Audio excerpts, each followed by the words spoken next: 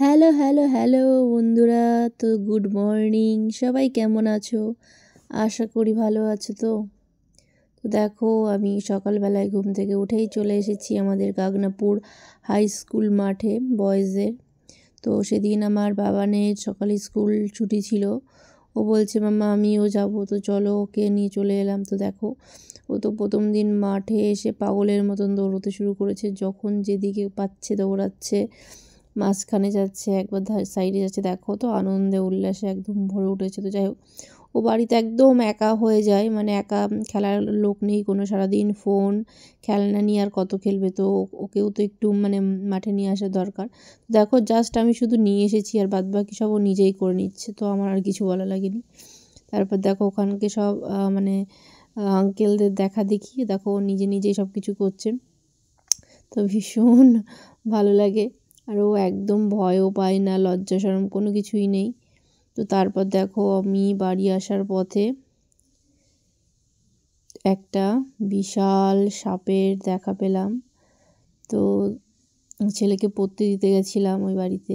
তো দেখি ফেরার সময় পাঁচিলের ওপর এই মোটা বিশাল আকৃতির সাপটা ওখানে রয়েছে।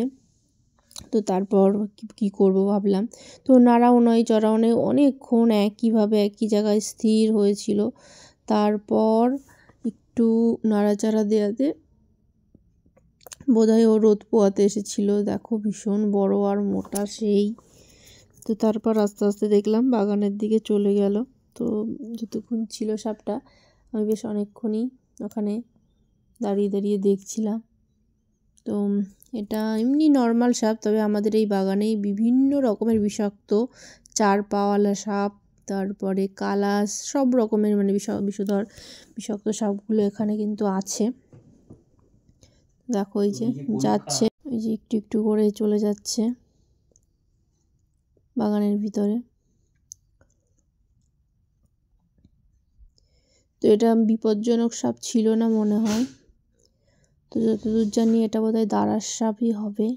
তো ওই জন্যে আর কি একটু দেখছিলাম, তা নাহলে এতক্ষণ এত কাজ দিয়ে দেখা সম্ভব নয়। তো এই বাড়ি থেকেই কিন্তু এর আগেও বিষধর মানে কালার সাপ ধরে নিয়ে গেছে দুটো। সেই ভিডিওটাও কিন্তু ছাড়া আছে আমার ফেসবুকে। সেটা এক বছর মতো হয়ে গেছে। কিছুদিন আগেই এখান থেকে কিন্তু সাপের ডিমও পাওয়া গেছে। তো যাই হোক, সবাই সাবধানে থেকো বন্ধুরা।